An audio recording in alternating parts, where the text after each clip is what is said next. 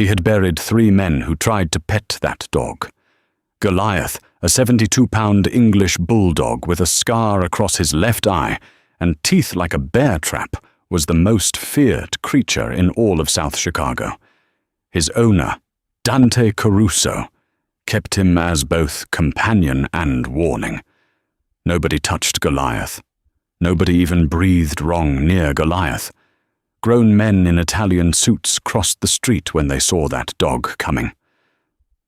Then, one rainy Tuesday afternoon, a 5-year-old girl in pink rubber boots walked right up to him, sat down on the wet pavement, and whispered something in his ear, and the entire Caruso empire was never the same again.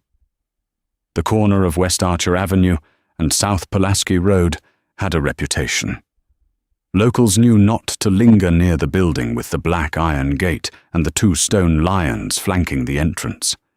They knew not to make eye contact with the men in charcoal overcoats who stood outside smoking cigarettes that never seemed to burn down. And they absolutely, without question, knew not to come anywhere near the bulldog chained loosely, almost insultingly loosely, to the iron post by the front steps. Goliath had drawn blood 4 times in the last 2 years. Once from a process server who had the misfortune of trying to deliver papers to the building. Once from a code enforcement officer who had been warned repeatedly not to return. Once from a rival's hired thug who had approached the building at 3 a.m. with a crowbar and ambitions that exceeded his common sense. And once, and this one, Dante Caruso's head of security. A mountain of a man named Bobby Tran, still refused to talk about from Bobby Tran himself. During what was described only as a misunderstanding about a sandwich. Dante Caruso had owned Goliath since the dog was 8 weeks old. A wrinkled, snarling little gargoyle that fit in the palm of a hand and already seemed to resent the entire world. Dante had been 32 then. He had just inherited the leadership of the Caruso organization from his father, Vincent Caruso, who had suffered a stroke that left him sharp in mind but unable to walk, a man still very much in the game, just no longer in the field. Dante had needed something in those first brutal months of leadership that was honest in a world made entirely of lies. Goliath had been that thing. The dog didn't care about power. The dog didn't calculate angles. The dog just was loyal in ways that human beings in Dante's world simply couldn't afford to be. Over the years, Goliath had become something of a legend in South Chicago. Parents used him to scare children into good behavior, the way other parents used monsters under the bed. Eat your dinner, or Dante Caruso's dog will smell the scraps and come find you. Restaurant owners on the block kept a respectful eye on the sidewalk when Dante took his morning walks. Even Father Gregory Kaminsky at St. Adalbert's, a man who claimed to fear nothing on earth, had been observed crossing himself quietly when Dante and Goliath passed the church steps. Nobody tried to befriend Goliath. Nobody was that stupid. Which is exactly why, on a Tuesday in early November, when the rain had turned the gutters into shallow rivers and the sky was the color of old pewter, what happened on that corner stopped time itself. Dante was standing at the floor-to-ceiling window of his second-floor office, watching the street below with the particular quality of attention he gave to everything total, absorbing, predatory. He had a glass of Barolo in one hand and a problem in the other. The problem was named Terry Flood. Terry Flood ran a loan operation out of Bridgeport that had, in recent months, been creeping into territory that the Caruso organization considered its own. Not aggressively, not stupidly, just steadily, the way mold grows quiet, consistent, and deeply unwelcome. Dante had sent 2 messages, one verbal, delivered by Bobby Tran over coffee at a diner on South Halstead, one less verbal, delivered by a pair of his men named Colt Sievers and Ray Duval to Terry's satellite office on a Wednesday night when the building was empty. Neither message had produced the desired result. Dante was contemplating the nature of a third message, one that would be considerably less ambiguous when movement on the sidewalk below caught his eye. A woman, young, early 30s maybe, in a dark green raincoat with the collar turned up. She was walking fast, head down, pulling a rolling suitcase with one hand and leading a small child with the other.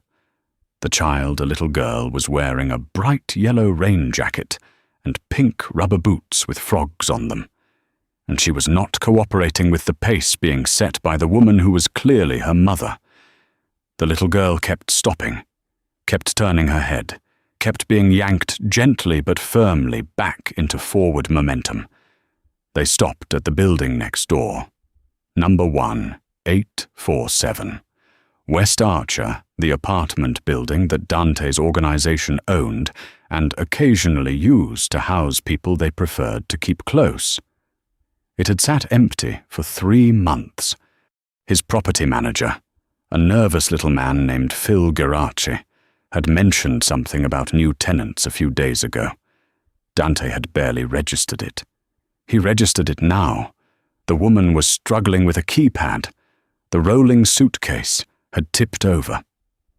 The little girl had fully abandoned the program of forward progress and was now standing completely still on the wet sidewalk, staring at something. Dante followed her eye line. Goliath. The dog was chained to his post in the rain, sitting in the particular hunched, resentful way he sat in bad weather, his wrinkled face arranged into its permanent expression of deep, philosophical grievance. He was looking at the little girl. The little girl was looking at him. Dante set down his wine glass. The woman at the keypad hadn't noticed yet. She was still fighting with the door, muttering something under her breath, her back to the child. The little girl took a step toward Goliath. Dante moved to the window so fast he nearly knocked over his chair.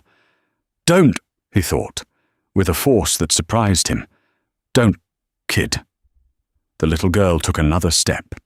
She was maybe 10 feet from the dog now. Goliath had gone absolutely still, that particular stillness that, in Dante's experience, preceded either an attack or something far stranger.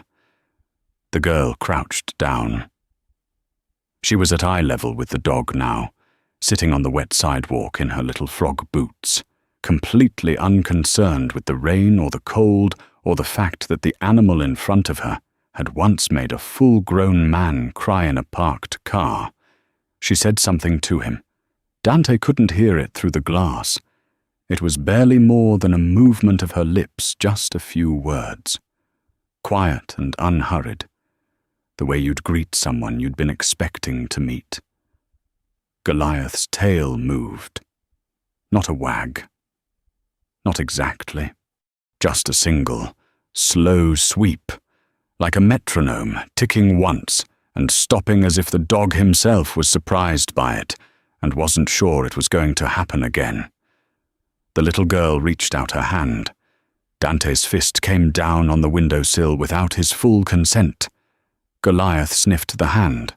His shoulders dropped that specific release of tension that a dog makes when it decides something is acceptable. He pressed his enormous, wrinkled head against the little girl's palm. The little girl laughed. Dante stood at the window for a long time after that, his wine untouched, and his third message to Terry Flood completely forgotten. Her name. Phil Geraci told him the next morning, with the anxious efficiency of a man who understood that thoroughness was job security. Was Celeste Ashworth, 31 years old, previously of Portland, Oregon, single mother, 1 daughter, Rosie, age 5. Employment listed as freelance copy editor. References checked out. First and last month's rent paid in full, cash, which Phil had noted carefully because cash always meant something, though he hadn't been sure what. "Background?" Dante asked, not looking up from the papers on his desk. "Clean," Phil said. "No criminal record, no debt issues, no—" "Dig deeper." Phil hesitated just slightly. "How deep?" Dante looked up. Phil nodded and left immediately. It took until the following afternoon for the full picture to come together. And when it did, Dante sat with it for a long time before he decided what it meant. Celeste Ashworth had not always been a freelance copy editor. Until 22 months ago. She had been Celeste Ashworth, investigative journalist, staff writer for the Chicago Tribune, and author of a 7-part series titled The Architecture of Silence, a detailed, extensively sourced investigation into organized crime financing in the Midwest. The series had won a regional press award. It had also, according to what Dante's people uncovered, generated a significant amount of private attention from people who did not appreciate being extensively sourced.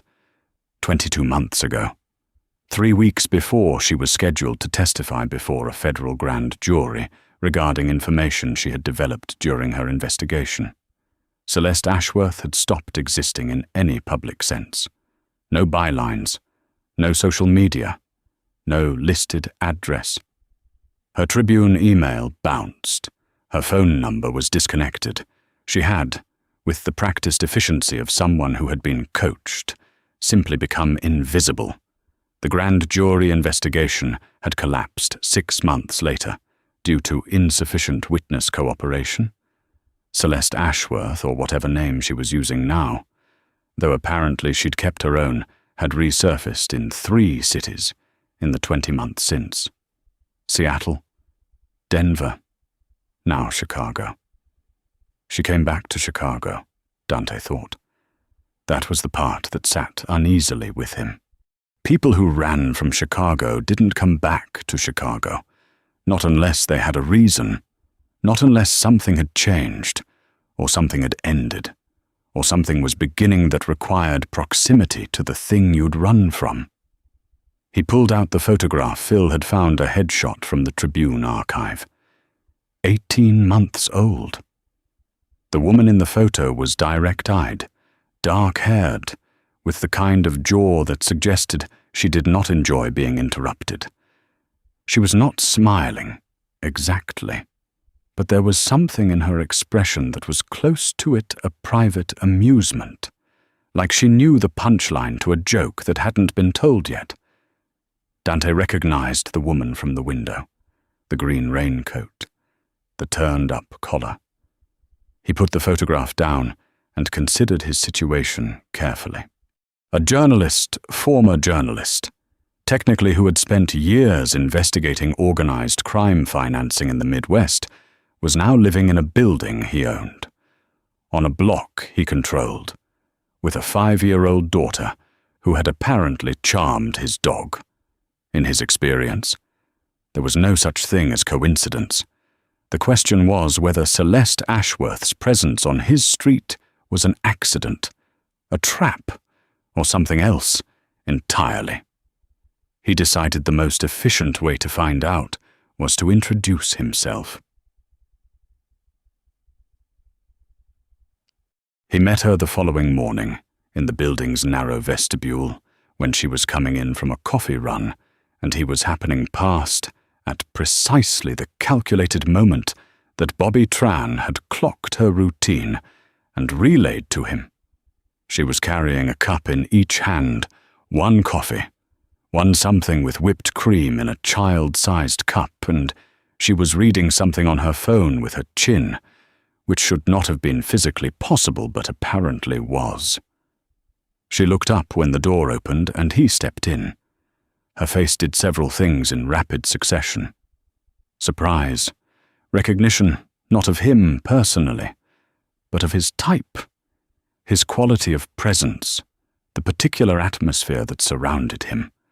And then, most interestingly, a deliberate settling, like watching someone choose, in real time, how they were going to behave. "Mr. Caruso," she said, not a question. "Ms. Ashworth." He let the syllables land without hurry. "Welcome to the neighborhood." Something moved behind her eyes. "Thank you. It seems like a quiet block." "Generally," he said, a beat of silence that both of them understood was not empty. "Your dog," she said, "seems to have taken a liking to my daughter. So I noticed. Rosie has that effect on animals." A small pause. "She doesn't always have it on people." "Smart kid," Dante said. Celeste Ashworth looked at him for a moment with those direct, unsmiling eyes, the same eyes from the Tribune photograph, still harboring the same private punchline. And then she said, with a perfect steadiness that he found himself respecting considerably, "Is there something I should know about this building, about this arrangement?" "The rent is fair," Dante said. "The neighbors are quiet. The heat works. Phil takes care of maintenance issues within 24 hours. He paused. "Beyond that?" "No." She held his gaze for another 3 seconds. Then she nodded once, a small, precise movement, and moved past him toward the stairs. At the first step, she stopped without turning. "Tell your dog my daughter will probably be back tomorrow," she said, "in case he needs to prepare." Dante said nothing. He watched her go up the stairs, and he stood in the vestibule for a moment after she disappeared, doing something he almost never did anymore. He smiled. Rosie Ashworth was, by any objective measure, an unusual child. She was small for 5, compact and precise in her movements, with her mother's dark hair and her father's grey eyes, though she didn't know much about her father beyond what her mother had told her, which was that he had been a good man who had loved them both very much and had gone away before Rosie was old enough to understand what going away meant permanently. She had accepted this with the philosophical ease that very small children sometimes show in the face of enormous things. The way they accept that the sky is blue and fire is hot and some questions don't have answers you can reach from where you're standing. Rosie had 3 passions animals: drawing and asking questions that adults found deeply inconvenient. The questions were the hardest part for Celeste. Rosie had inherited her mother's instinct for pursuing a thread until it unraveled completely, which was wonderful in a journalist and exhausting in a kindergartner. Why do we keep moving? "Mummy, why don't we have a house like Grandma's house? Why do you always sit near the door at restaurants? Why do you look out the window like that?" Celeste answered what she could, honestly, and deflected the rest with the skilled redirection of someone who had spent years interviewing people who didn't want to be interviewed. But Rosie, apparently, had also inherited something else, the ability to walk into a room or a corner of a sidewalk and read it immediately, understand its emotional weather, and respond to what was actually there rather than what was presented. With Goliath. She had felt none of what adults felt when they looked at that dog. No fear, no calculation, no defensive posturing. She had simply looked at him and seen what was there, an animal who had been loved intensely by one person and mistrusted by everyone else, and who had therefore concluded that most of the world was hostile. She understood that, in her bones. She had pulled up to the same conclusion herself. In different terms, she had told the dog, when she crouched down to his level in the rain, 3 words, "I see you." That was all. She didn't know that Dante Caruso had watched this from his window. She didn't know that it had made him set down his wine glass. She didn't know anything about Dante Caruso at all, except that he was the man who owned the scary dog who was actually not scary, just lonely, which was a different thing entirely. She was 5. These distinctions seemed obvious to her. What she did know, what she absorbed with the quiet certainty of a child who had grown up in houses where things were not said aloud, was that the man who owned the dog made her mother's shoulders do something when he was nearby. Not the bad shoulder thing that happened when her mother looked out the window at nothing. A different thing. Looser. More confused.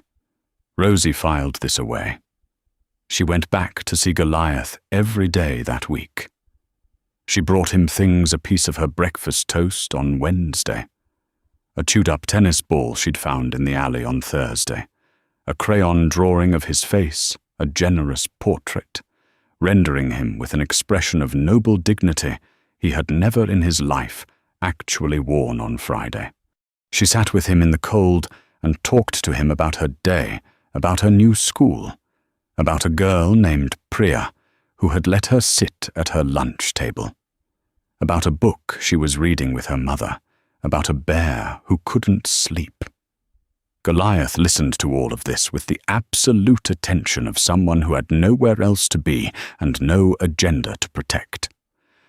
On Friday, Dante came downstairs himself to watch from the stoop, coffee in hand, at a distance calculated to be close enough to observe and far enough to not disrupt whatever was happening on the sidewalk. He had done this twice already that week without announcing himself. This time, Rosie looked up and caught him. "Hi," she said, with the flat directness of a child who sees no reason for preliminary remarks. "Hi," Dante said. "His name is Goliath," she said. "But I've been calling him Gully. Is that okay?" A pause that, for Dante Caruso, was unusually long. "Yeah," he said. "That's okay." "He likes it," Rosie confirmed, returning to her conversation with the dog as if the matter were fully settled. Dante stood on his stoop and drank his coffee and watched a 5-year-old girl in a dinosaur jacket educate his feared and ferocious bulldog about the life cycle of butterflies, and he felt something shift in his chest in a way that he did not have a word for and would not have admitted to anyone alive. The third message to Terry Flood was delivered on a Thursday night in early December, and it did not go as planned. Dante had sent Colt Sievers and Ray Duval, his 2 most reliable field men, to sit down with Terry at a restaurant in Bridgeport called Hennessy's Neutral Ground. Technically, a place where conversations like this had been had for 30 years, and where the owner, a retired cop named Dan Brophy, understood that the restaurant's continued operational peace depended on his discretion. The sit-down was meant to be a final, unambiguous communication Terry's Bridgeport operation would contract back to its original boundaries, or the next communication would not be verbal or take place in a restaurant. What Dante had not known, and what should have been known, which meant someone on his intelligence side had failed badly, was that Terry Flood had, in the preceding 6 weeks, formed an arrangement with a man named Patrick Grail. Patrick Grail was not a Chicago name. He was from Philadelphia originally, the son of a man who had built a mid-sized operation in South Philly and then watched it get absorbed by larger interests, leaving Patrick with a grudge the size of a building and considerably more ambition than discipline. He had been in Chicago for 8 months. He had been circling the edges of Dante's territory like a vulture, assessing a situation it wasn't sure was fully finished yet. Colt and Ray walked into Hennessy's and found Terry Flood sitting at a corner table with 2 men who were not the usual Flood associates. The sit-down that was supposed to be a final warning became, instead, a counter-message. Terry Flood told Colt Sievers, with a new and borrowed confidence, that the Caruso organization's era of geographic dominance in that particular corridor was going to be a matter of historical interest going forward. He used those exact words. Historical interest. Someone had written them for him. Colt Seavers called Dante from the restaurant parking lot at 10:15 that night. Dante listened without speaking. Then he said, "Come home," and hung up. He sat in his office for an hour after that, the room dark except for the lamp on his desk, and he thought about Patrick Grail and what Patrick Grail's arrival meant and how it connected to things that had been shifting quietly at the edges of his awareness for months. He thought about whether this was a moment that required an immediate and overwhelming response or one that required patience, the kind of strategic patience his father had always insisted on, and that Dante had always found more difficult than any physical action. He was still thinking when he became aware of movement on the street below. It was close to midnight. The street was empty, or should have been.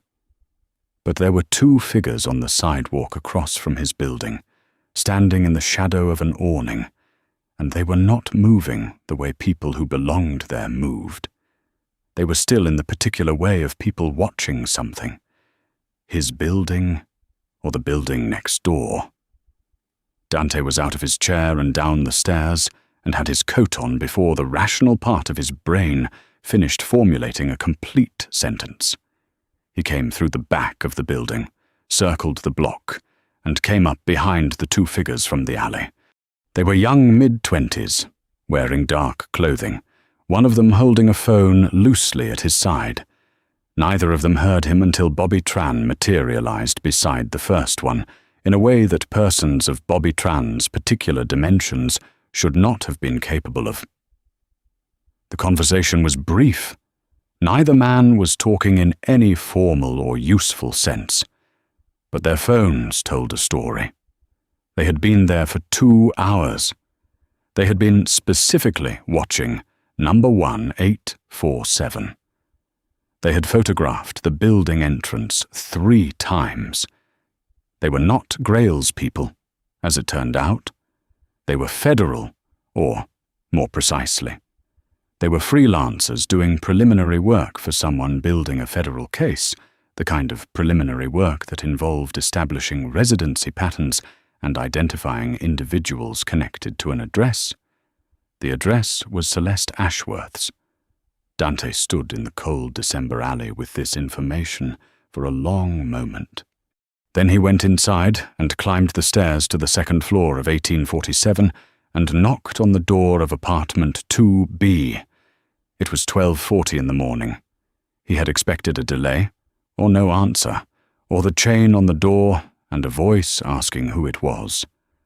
What he got was the door opening in under 10 seconds, because Celeste Ashworth was standing directly behind it. Fully dressed, holding her phone, wearing the expression of someone who had been awake and waiting for something. She looked at him, then past him, at the empty hallway. "How many?" she said. "2. They're gone. Bobby's taking care of the phones." He paused. "They weren't there for me." She stepped back from the door. He came in. The apartment was sparsely furnished in the way of people who had learned not to collect things that wouldn't fit in a car. A second-hand couch, a small table with 2 chairs, a child's drawings taped to the wall in a configuration that suggested careful arrangement, a home constructed deliberately out of portable pieces. A nightlight glowed in the hallway.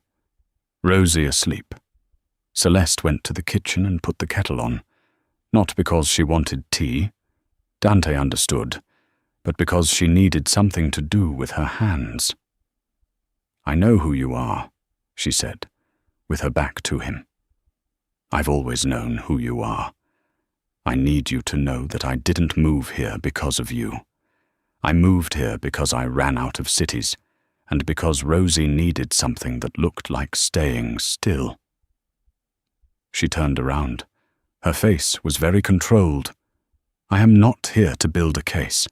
I haven't been a journalist in 2 years.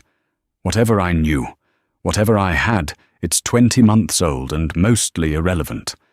I have a 5-year-old daughter, and I want to be invisible." Dante pulled out one of the kitchen chairs and sat down without being invited, which he knew was a statement, and made deliberately. The men outside weren't federal, he said. They were hired eyes, freelance.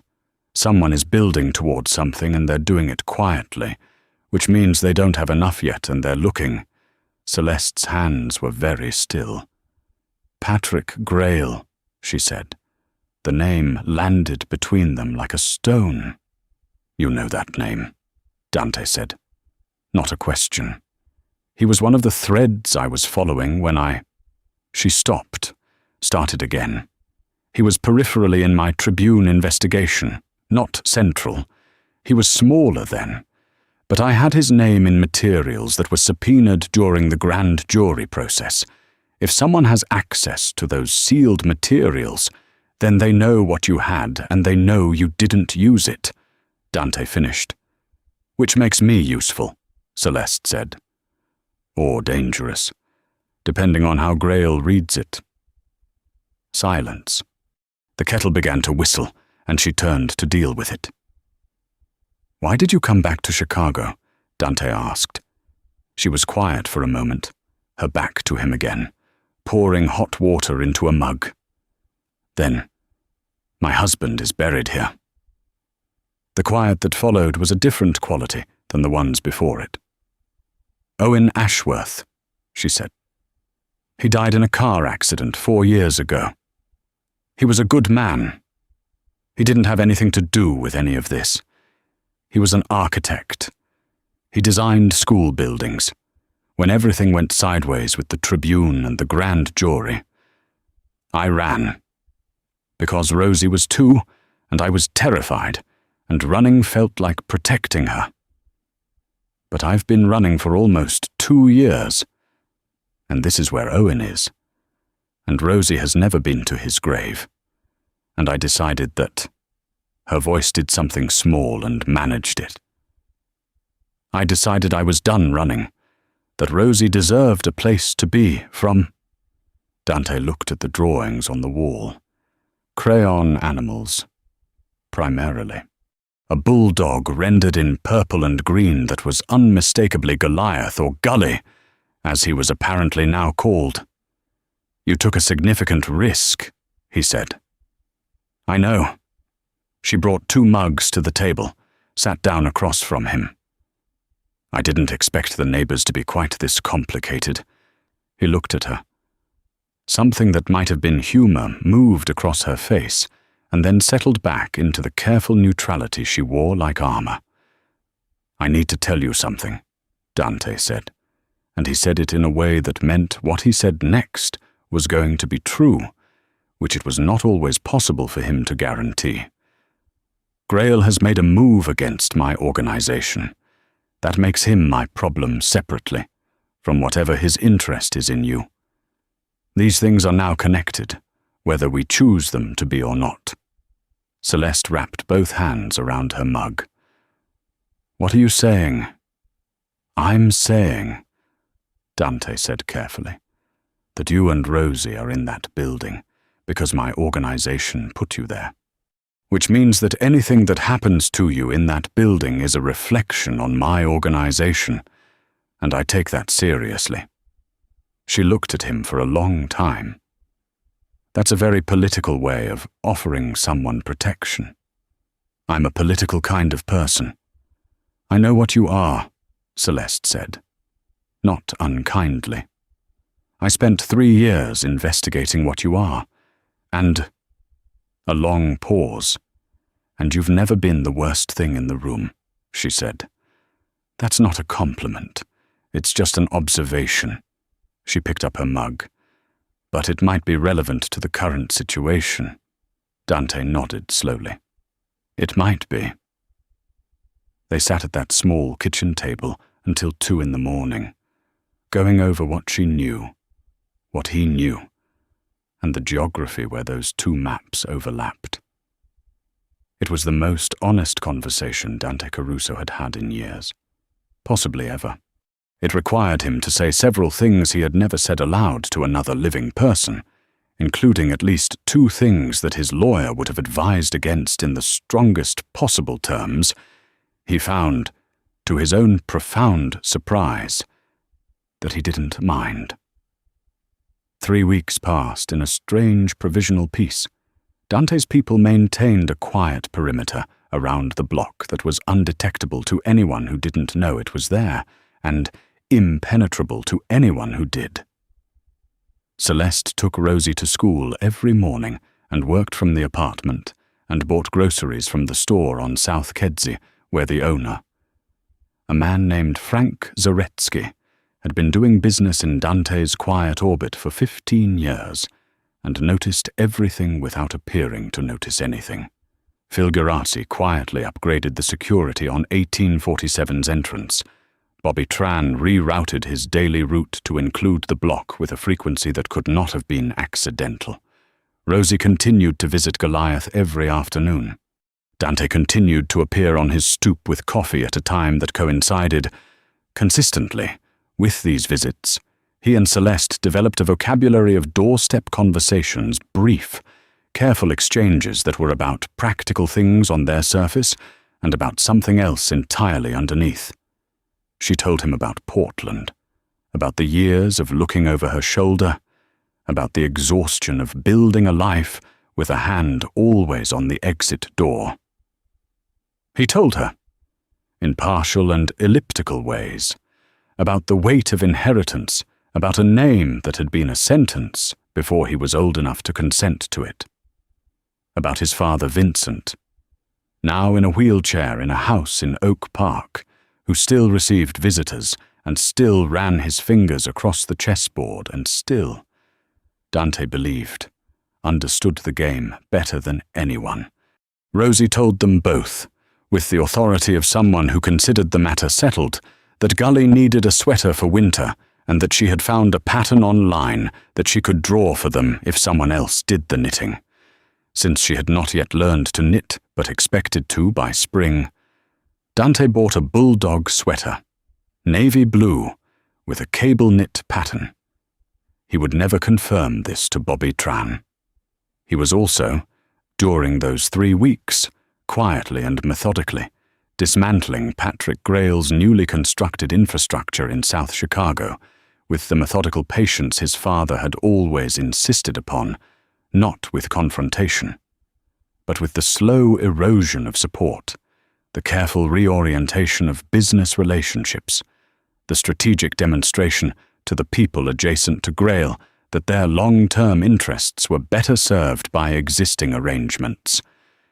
It was the kind of work that didn't make noise and didn't make news and left no visible fingerprints.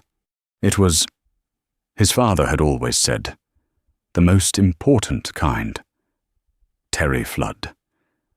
Reading the weather correctly and with the instinct for self-preservation that had kept him operational for 20 years. Quietly disengaged from his arrangement with Grail in the second week of December and sent a personal message to Dante through channels that suggested he was available for a more productive conversation. Dante noted this but did not respond yet. He was watching to see what Grail would do when he understood that his alliance had collapsed. What Grail did was what desperate and undisciplined men always did. He escalated. It happened on a Sunday. Rosie was at the Dog on the sidewalk, in the mid-afternoon, weak December sun, showing Goliath a picture book about ocean animals. Celeste was coming down the front steps of 1847 with 2 cups of hot chocolate, a ritual that had evolved naturally and without formal discussion over the past week. Timed to Dante's stoop appearances. The car came from the south, moving too fast, and it slowed directly in front of the building. Dante saw the window come down before Celeste did. Before any of his men, positioned 2 buildings in each direction, had their own read on it. He was off the stoop in 2 steps. He had Celeste in his arms and was pulling her behind the stone pillar of his building's entrance in a single motion that happened entirely before conscious thought caught up to action. He was shouting Rosie's name at the same time, or perhaps Bobby Tran was, or both of them simultaneously, and Goliath did something that nobody present ever fully recovered from describing. The Bulldog. Upon hearing Dante's voice at that particular pitch and frequency, snapped his lead a thick nylon rope rated to hold 200 pounds with one explosive lunge, put himself bodily between Rosie and the street, and sat down, a 72-pound English bulldog, interposing himself between a 5-year-old girl and a moving vehicle, with the settled deliberateness of a piece of furniture that had decided its location. The car, a dark blue sedan with temporary plates registered to a management company that, Bobby Tran would determine within 48 hours, was one of 5 shells connected to a property group that traced back to Patrick Grail, accelerated, and was gone around the corner before Dante's men from the north position reached the intersection. It had been a warning, not an attack, a demonstration of access and proximity. Nobody was hurt. Rosie was sitting on the sidewalk with her arm around Goliath's neck, completely calm, her face arranged in an expression that could only be described as philosophically resigned. "I knew something bad was going to happen today," she said, in the tone of someone who had unfortunately been right about something they'd hoped to be wrong about. Celeste pulled herself out from behind the pillar. She was very white. She looked at Rosie, then at Goliath, who had not moved from his position in front of the child, then at Dante. "I'm going to need more than a doorstep conversation," she said. "Yes," Dante said. "Come inside." That evening, with Rosie asleep on the long sofa in Dante's sitting room, with Goliath installed firmly beside her like a furry, snoring bolster, Dante made phone calls and Celeste sat at the large kitchen table with her laptop and a notepad and pulled up everything she still had encrypted. Backed up across 3 cloud accounts she had never accessed from a traceable device on Patrick Grail. What she had was substantial. Not the peripheral material from the Tribune investigation, which was 20 months old and of limited current use, but in the 2 years since she had gone quiet, she had not been entirely still. She had continued, quietly, in the disciplined and paranoid way of someone who understood that the safest version of this information was not preserved in her memory alone, to build what her old editor at the Tribune, a sharp-tongued woman named Margot Delacroix, who had never stopped answering Celeste's encrypted messages, had called the second book. Not for publication, not for any identifiable purpose, just because stopping entirely had felt like surrender, and because the thread was still there, and because Owen had been buried in Chicago, and she had promised herself she would eventually come back. The material on Grail was specific and sourced and would, in the hands of the right people, be considerably more useful than a grand jury that had collapsed for want of witnesses. She set the laptop on the table in front of Dante and let him read. He read without speaking for 20 minutes. "This is enough," he said finally, looking up. "For what?"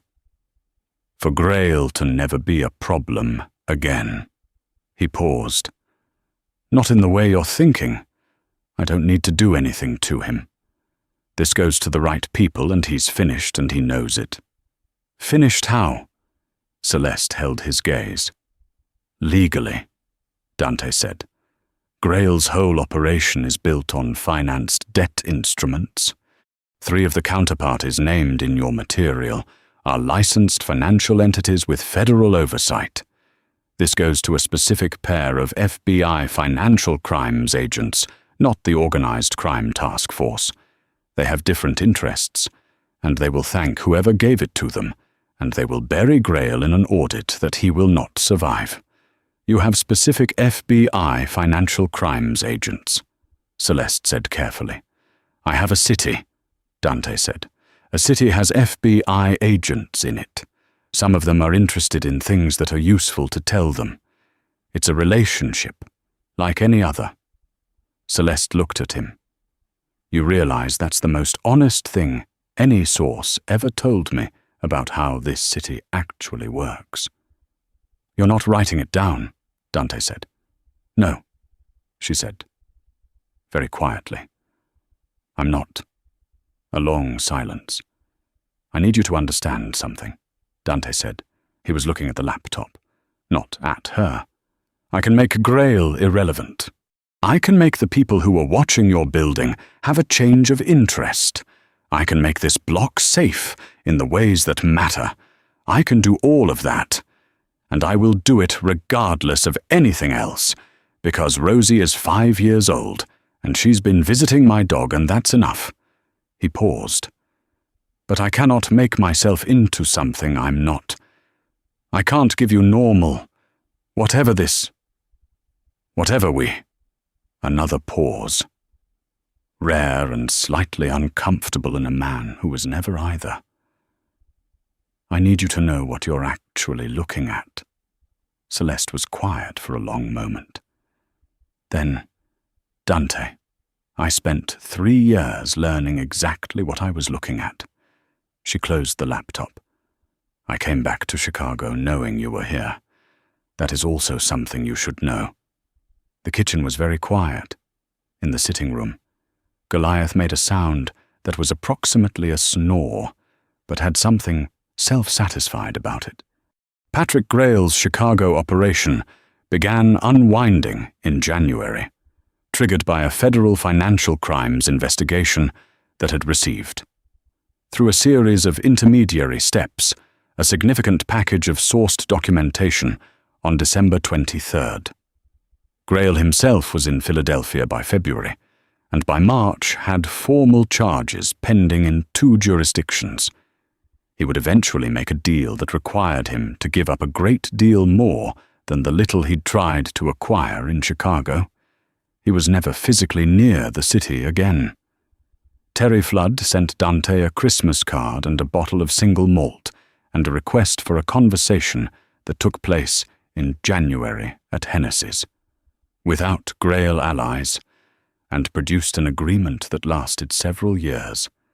Bobby Tran, whose documentation of that December Sunday was thorough and meticulous, noted in his files that the incident had been resolved without any member of the organization having taken any direct action against any individual.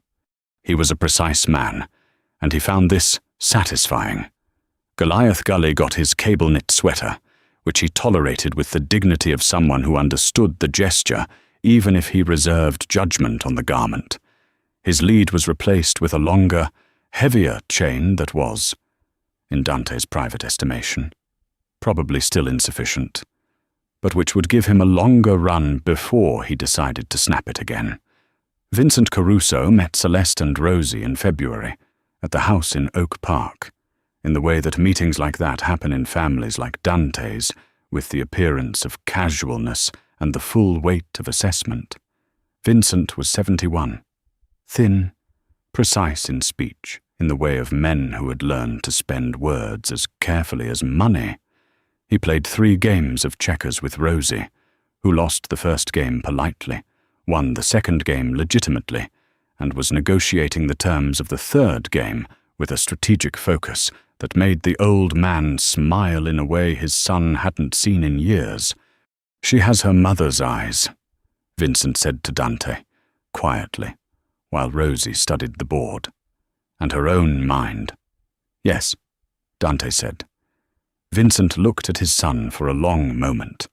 "Her mother," he said. "What are your intentions?" "Complicated," Dante said. "Simplify them," Vincent said, and returned his attention to the checkers board, where Rosie had apparently found an opening that he had not anticipated.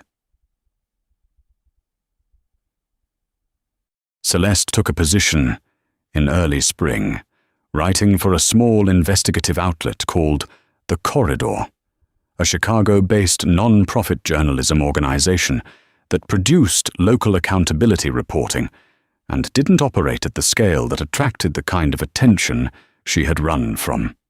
Her editor there was a thoughtful, grey-haired man named Patrick Odell, who knew her history and valued it appropriately, and didn't ask her to go anywhere near anything that would put her back in front of a grand jury. She wrote about zoning irregularities, school funding gaps, municipal contract transparency, important work, quiet work, work she could do from the apartment and still be at school, pick up at 3:15. She did not write about organized crime. She did not write about Dante. She did, on occasion, talk to Margot Delacroix on the phone, usually on Sunday evenings, with a glass of wine and the window open and the sound of the neighborhood settling in. Margot, who had the finely calibrated radar of someone who had edited journalists for 30 years, began to notice, around March, that the quality of Celeste's silence on certain topics had changed. Not the nervous silence of someone hiding something from danger. Something warmer, more complicated. "There's someone," Margot said, on one of those Sunday calls. "Margot," Celeste said. "Someone you haven't told me about." A pause. "He's complicated," Celeste said. "Everyone you've ever found interesting has been complicated," Margot said. "Tell me about this one." Celeste looked out the window at the iron gate and the stone lions and the stoop where a man was standing in the early spring evening, coffee in hand, watching a small girl in a dinosaur jacket introduce an overfed bulldog to the concept of dandelions. "He's not what you'd expect," she said, "and also exactly what you'd expect. Both things at the same time." Margot was quiet for a moment. "Are you safe?" "Yes," Celeste said. And then, with a precision she hadn't known she was capable of until right now, "more than I've been in years." Dante, for his part, did not simplify things as cleanly as his father had advised. He was not built for clean simplicity, but he moved in a direction, steadily, over the months that followed, the direction being closer, and more honest, and more willing to be seen as something other than a force and a reputation and a name. There were dinners at his table, evenings where Rosie fell asleep on the big couch and Celeste and Dante sat at the kitchen table the way they had the first night, talking past midnight, moving through things slowly and without pressure. There were Sunday afternoons at the cemetery in Oak Lawn where Owen Ashworth was buried, which Dante drove them to and waited in the car for, giving Celeste and Rosie the privacy of that particular grief, and which Celeste mentioned to no one because it had been offered without any agenda, and she didn't have the language yet for how much that mattered. There were also because this was the world it was, and had never been anything else, still nights when Dante's phone rang after midnight, and Bobby Tran materialized at the door, and Dante's eyes went to a different place, the place where this other version of himself lived, and he put on his coat and left. Celeste always knew when those nights happened. She never asked where he went. She never pretended she didn't know what the world was. He always came back. That was not nothing. In June, Rosie turned 6. Dante organized, with Phil Geraci's coordination and Bobby Tran's visible suffering, a birthday party in the building's small courtyard, 12 children from Rosie's class, streamers, a cake from the Italian bakery on West 35th that Dante had been going to since he was 8 years old, and a woman named Gina Ferretti who did face painting and had been booked, despite Bobby's eloquent argument that the courtyard of a property associated with the Caruso organization was perhaps not the optimal venue for children's parties. Goliath attended the party in his cable-knit sweater and was painted with a butterfly on his left cheek by Rosie personally. He accepted this with profound dignity and went around showing the butterfly to the other children, who screamed with delight. Dante watched this from the edge of the courtyard, with an expression that Bobby Tran would later describe to his wife, privately, as something I never thought I'd see on that man's face. His wife asked what expression that was. Bobby Tran thought about it. "Happy," he said. "Just happy. Like a regular person." His wife said that sounded like very good news. Bobby Tran said that it was probably complicated. His wife told him that the best things always were. At the end of the party, after the last child had been collected by a parent, and the streamers had come down, and Rosie was asleep on the couch with her face still glittered from the face paint, and Goliath installed beside her, like a sentinel and a sweater, Dante and Celeste stood in the empty courtyard in the warm June evening. "She's happy here," Celeste said. "She's good at being happy," Dante said. "She worked at it. She got it from somewhere." He looked at her sideways. "Not from me." "No," Celeste agreed. "But she got the stubbornness from somewhere too. And I've met you. So," he almost laughed. Not quite, but close. She'd been learning to read the topography of that, almost. "I want you to stay," he said. Simple, direct. The way he said the things that mattered. "I'm not saying what that looks like or what it means yet. I'm saying I want you to." Celeste was quiet for a moment. In the window above them, a small nightlight glowed roses, in the shape of a crescent moon. "I want to stay," she said, just as simply. "That also scares me. I need you to know that." "I know. And I need you to know that I see you," she said. "All of it. And I'm still here. I see you." The words Rosie had said to his dog on a rainy sidewalk in November, crouched in her frog boots on the wet pavement, and changed everything. Celeste watched something move through his face when he understood the echo. "I know," he said again, in a different voice. Goliath made a sound from inside, a satisfied, rumbling sound, like a small engine idling in contentment. They stood in the courtyard in the June dark. Two people who had looked at each other clearly and decided that the truth was worth more than the safety of not knowing it. While above them, a crescent moon glowed softly, and an old city went about the complicated business of being itself. Some things don't resolve cleanly. They don't wrap up in a bow or arrive at a destination you can point to on a map. They just continue. They deepen. They become the thing you build your sense of direction around. That, too, is its own kind of answer. And Rosie, asleep on the couch, already knew this. She had known it the moment she crouched down in the rain and looked into the scarred, stubborn, lonely face of a bulldog that nobody else had bothered to see past. "I see you." It really had been that simple, and that complicated. All along, this story is about far more than a dog. It's about the 5-year-old wisdom that adults spend a lifetime trying to relearn, that seeing someone clearly, without fear and without agenda, is the most disarming thing in the world. It's about a woman who chose courage over safety and discovered that the two don't have to be opposites.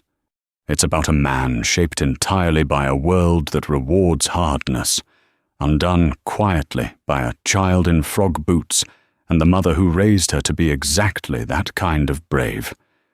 If this story moved you, if you found yourself leaning in at any part of it, that means it touched something real. Stories like this survive because people share them. If you loved it, hit that like button right now. It takes 1 second, and it tells us to keep bringing you stories that actually matter. Share this with someone who needs to believe that people and situations can surprise you, and if you haven't yet, subscribe and ring the notification bell, because we have more stories just like this one waiting for you. We post every week. Don't miss the next one. We'll see you there.